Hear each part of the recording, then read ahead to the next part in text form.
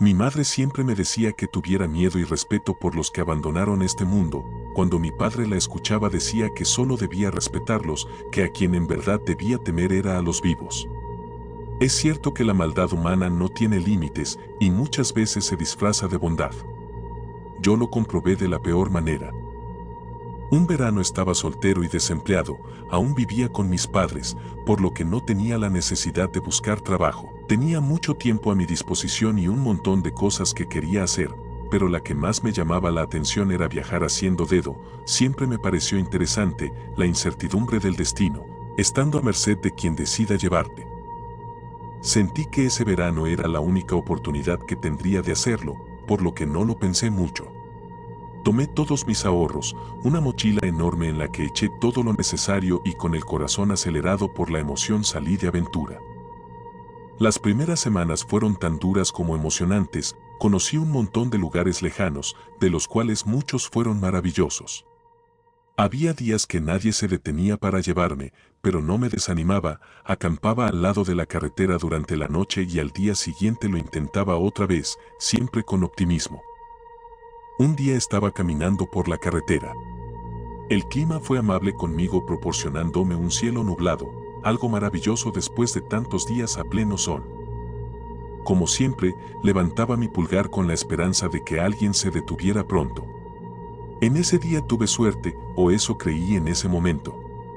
Era consciente de los peligros de viajar haciendo dedo, pero mi ansia de aventura junto a la impulsividad de la juventud me hicieron sentir invencible. Una camioneta blanca se detuvo a pocos metros de mí, corrí con desesperación para alcanzarla y me encontré con una pareja joven, no debían tener más de 30 años, el hombre se llamaba Matías y la mujer Ignacia. Me dijeron que se dirigían a un pueblo que prefiero no nombrar. Allí era donde vivían, me hablaron de los paisajes, los destinos turísticos, la amabilidad de la gente, lo hermoso del pueblo y otras maravillas que tenía. Sonaba como el mejor lugar del mundo. Matías e Ignacia parecían buenas personas y ya me habían convencido de conocer su pueblo, por lo que me subí a su camioneta lleno de emoción.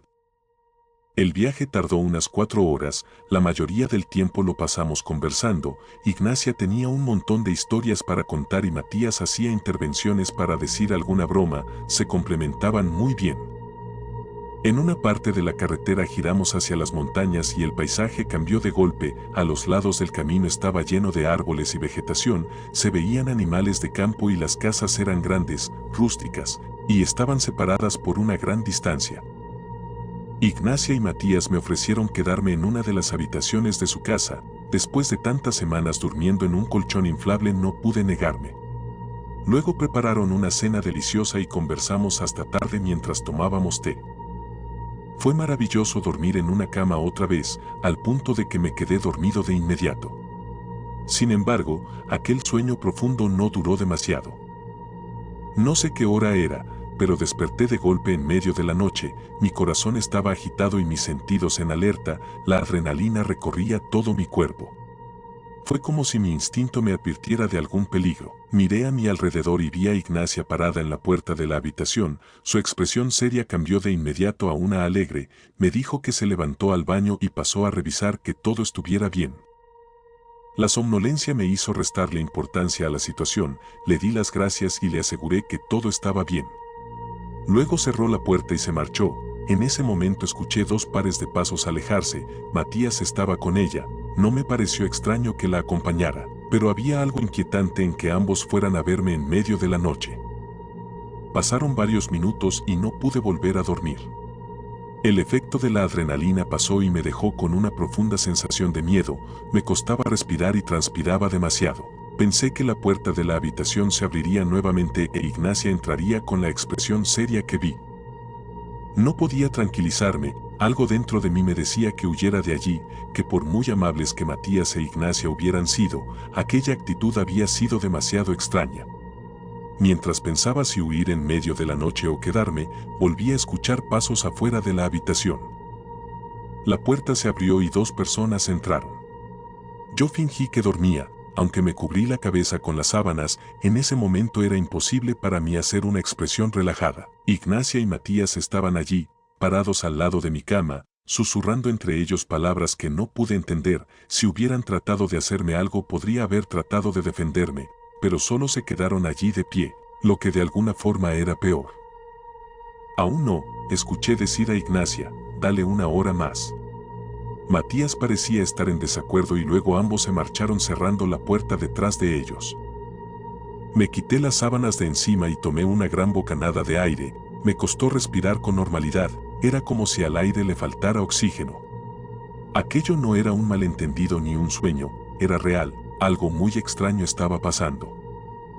Me levanté lo más rápido que pude, pero mi cuerpo no me respondió como siempre. Cuando cargué mi peso sobre mis piernas no pude mantenerme en pie y caí al suelo. Estiré los brazos para apoyarme, pero no tenía la fuerza suficiente para soportar la caída, así que me azoté contra el suelo. El piso de madera retumbó por mi caída, lo que debió oírse por toda la casa. Presa del pánico me arrastré hasta la puerta y puse el seguro. Sabía que Ignacia y Matías irían a verme y temí lo que me harían en ese estado tan vulnerable. Mientras intentaba levantarme, pensé en por qué mi cuerpo estaba tan débil. No solía enfermarme y las precariedades que pasé ese verano no me hicieron sentir tan mal. Solo había una cosa que podía ser la razón, la cena que me habían dado. Ignacia y Matías pusieron algo en mi comida. Ellos golpearon la puerta, con prudencia al principio, pero luego con rabia al no recibir respuesta. Fue increíble cómo cambió su actitud, parecían personas completamente distintas. Intentaron abrir la puerta, pero fracasaron. Matías me gritó que la abriera de inmediato, la furia en su voz era clara. Sin embargo, no pude responder nada, era una sensación extraña. Pensé que si no hacía nada, no pasaría nada. Suena estúpido, pero en ese momento de debilidad parecía una buena idea. Escuché a Ignacia decir que iría por las llaves, lo que me hizo temblar de miedo. Sin decir nada me senté contra la puerta y esperé, como si este acto cobarde fuera a salvarme. Pasaron los minutos e Ignacia no regresaba. Matías le gritaba con furia que se apresurara. Al final no pudieron encontrarlas e Ignacia volvió para que empujaran la puerta entre ambos. Yo me mantuve en silencio y presionando mi cuerpo contra la puerta con las pocas fuerzas que tenía, sentí las embestidas que dieron y la puerta logró aguantar, aunque no gracias a mi oposición. Cuando los dos se cansaron, continuaron hablando entre jadeos. Matías pareció entrar en pánico, dijo que era posible que yo hubiera escapado, y eso sería un gran problema para ellos. Él salió corriendo y al mismo tiempo yo me acerqué a la ventana para abrirla y dar la impresión de que me escapé. Había recuperado un poco de fuerza, pero todavía estaba débil. Mis pasos hicieron crujir la madera, lo que confirmó mi presencia dentro de la habitación. ¿Estás ahí?, me preguntó Ignacia en tono amable. Lo siento mucho, debes irte de aquí rápido, mi esposo no tardará en volver. Me quedé congelado en el lugar sin responder. Ella continuó hablando, perdón por drogarte, yo no quiero hacer estas cosas, pero Matías me obliga, si no lo obedezco me maltrata. Las palabras de Ignacia sonaban tan sinceras que pensé en confiar en ella. Sin embargo, recordé su forma de hablar, cómo me miró cuando entró en la habitación. Esos gestos no coincidían con sus palabras. Yo estaba vulnerable y no sabía qué pensar. Ignacia decía la verdad o era la mejor actriz del mundo. Mi instinto me decía que no confiara en ella, y decidí obedecerlo. Yo me había distraído y perdido de vista lo más importante. Tenía que escapar de allí lo antes posible, pero no hallaba una manera, no con mi cuerpo en ese estado. Pensé en mis opciones, aunque mis pensamientos eran interrumpidos por las palabras de Ignacia, seguía tratando de convencerme de que confiara en ella. Matías volvería en cualquier momento y juntos encontrarían la forma de entrar en la habitación. Estaba atrapado en una habitación en un segundo piso. Mi única salida era una puerta custodiada por una mujer demente, y pronto su marido igual de loco que ella volvería para hacerme salir. Mi estado vulnerable me hizo querer creer en las palabras de Ignacia. Yo necesitaba ayuda, pero en el fondo sabía que si abría la puerta sería mi fin.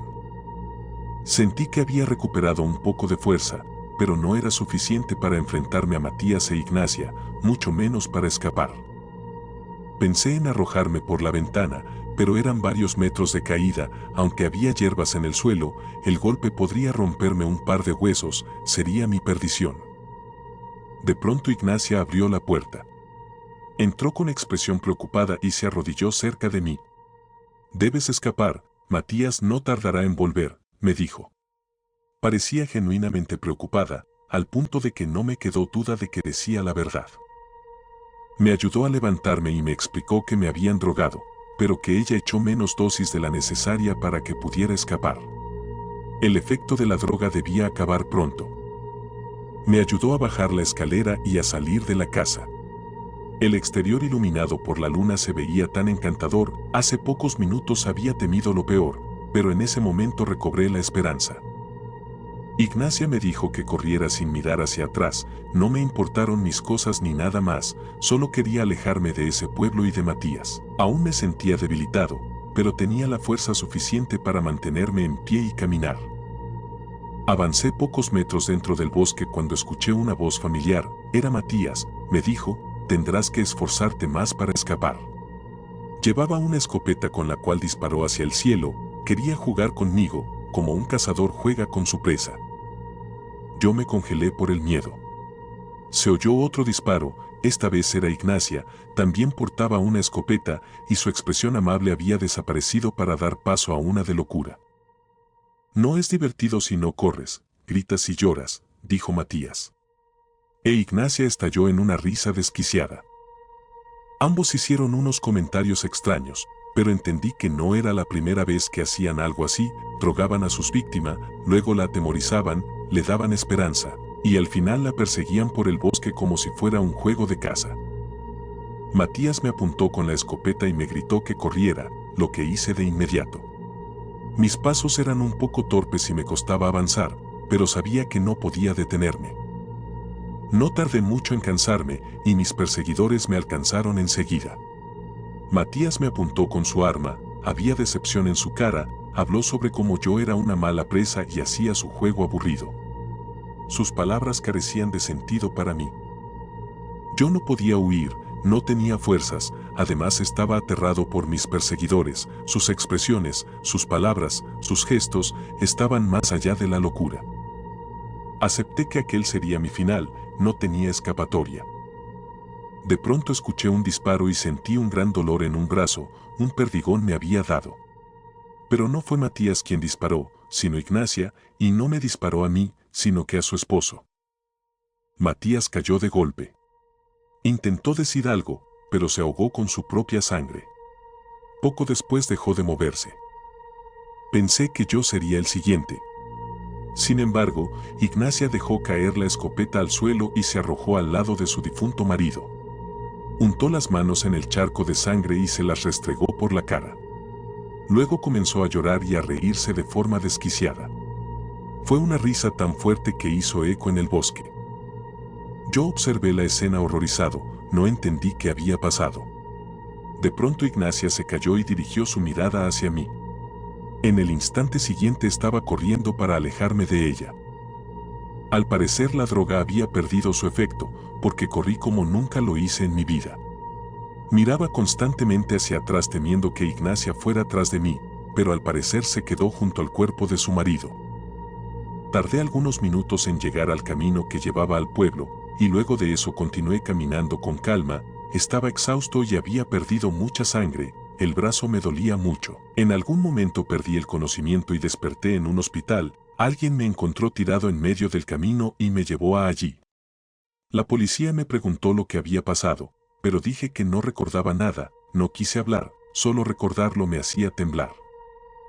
Al final volví a mi casa, aliviado de haber sobrevivido, pero aún tengo pesadillas con lo que ocurrió, y la risa de Ignacia todavía retumba en mi mente cuando cierro los ojos.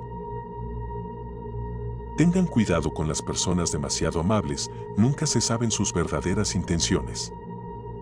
Si te gustó el video no olvides darle me gusta, suscríbete al canal para más contenido y déjame un comentario, me encantaría saber tu opinión.